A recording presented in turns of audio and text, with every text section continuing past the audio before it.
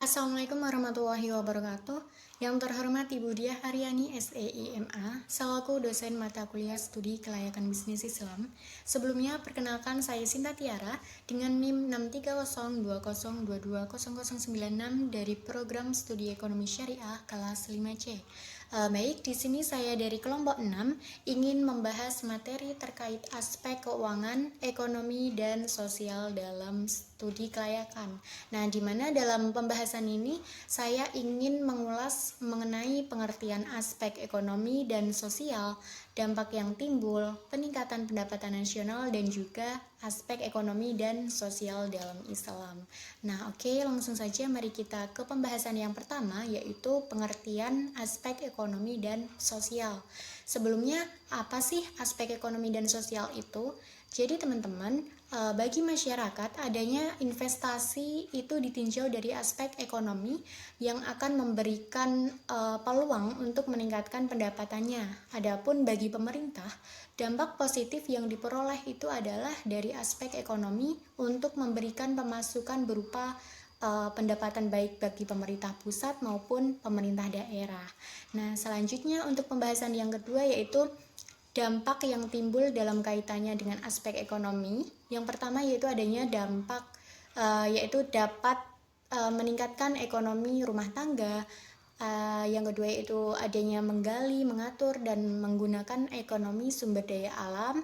Yang ketiga yaitu meningkatkan perekonomian pemerintah baik lokal maupun regional. Dan yang keempat yaitu adanya pengembangan wilayah. Nah, sedangkan dampak sosial yang akan timbul itu diantaranya yang pertama yaitu adanya perubahan struktur penduduk menurut kelompok umur, jenis kelamin, tingkat pekerjaan, dan juga pendidikan.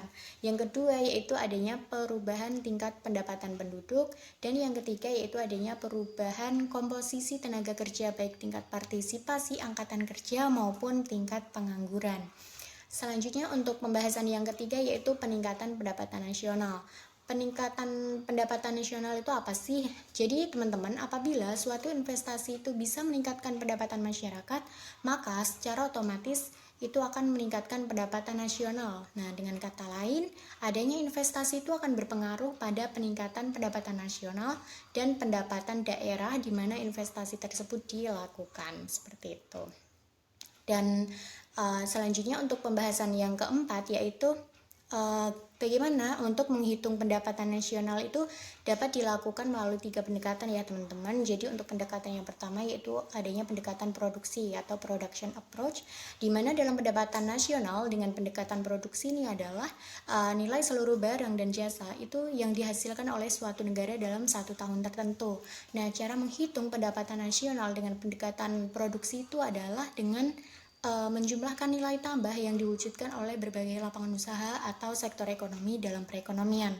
Nah, untuk pendekatan yang kedua yaitu menggunakan pendekatan pengeluaran atau expenditure approach, di mana pendapatan nasional dengan pendapatan pengeluaran ini adalah pendapatan nasional yang dihitung dengan menjumlahkan seluruh pengeluaran yang dilakukan oleh berbagai golongan masyarakat dalam perekonomian. Nah, pengeluaran-pengeluaran yang dimaksud ini adalah yang pertama yaitu adanya pengeluaran konsumsi rumah tangga, ada yang pengeluaran konsumsi dan investasi pemerintah, adanya pengeluaran pengusaha untuk investasi, dan juga adanya ekspor impor seperti itu. Dan untuk pendekatan yang ketiga yaitu menggunakan pendekatan pendapatan atau income approach. Yang dimaksud pendapatan nasional dengan pendekatan pendapatan ini adalah pendapatan nasional yang dihitung dengan menjumlahkan balasan jasa yang diterima oleh faktor produksi. Nah, jenis-jenis pendapatan yang diterima yaitu berupa gaji dan upah, yaitu yang kedua ada sewa, bunga, dan pendapatan lainnya. Terus ada pajak tidak langsung, ada penyusutan, dan juga ada laba atau keuntungan. Nah, dalam praktiknya pendapatan nasional di negara maju itu biasanya menggunakan pendekatan pengeluaran dan pendapatan. Nah, sedangkan di negara yang sedang berkembang itu menggunakan pendekatan produksi dan pengeluaran. Selanjutnya untuk pembahasan yang terakhir yaitu aspek ekonomi dan sosial dalam Islam.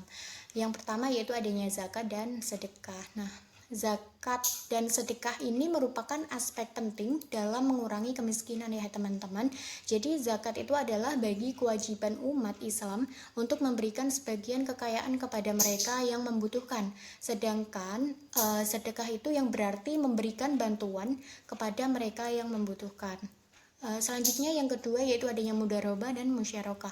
Nah, prinsip-prinsip ekonomi syariah seperti mudharabah atau kerjasama investasi dan musyarakah atau kerjasama kepemilikan itu dapat digunakan untuk memberikan modal kepada kelompok atau individu yang kurang mampu secara ekonomi, membantu mereka memulai atau mengembangkan usaha mereka seperti itu. Dan yang ketiga yaitu adanya larangan riba. Nah, dalam prinsip larangan riba, dalam hukum ekonomi syariah itu dapat melindungi masyarakat dari beban utang yang berlebihan, yang seringkali dapat menyebabkan kemiskinan karena telah terjerat oleh riba tersebut. Seperti itu ya teman-teman. Jadi dengan menghindari praktik bunga yang sesuai dengan prinsip Islam, masyarakat itu tidak akan terhindar dari siklus kemiskinan yang terkait dengan utang berbunga. Seperti itu. Oke teman-teman, baik, sekian untuk pemaparan materi dari saya kali ini, semoga bermanfaat. Terima kasih. Wassalamualaikum warahmatullahi wabarakatuh.